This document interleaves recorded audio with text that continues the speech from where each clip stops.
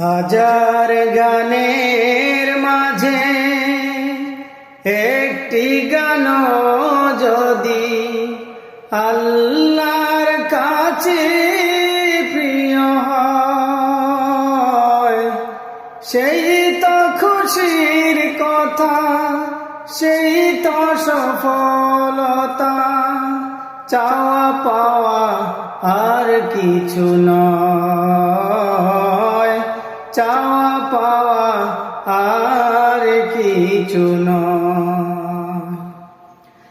একজন মানুষ যদি আমারে গানে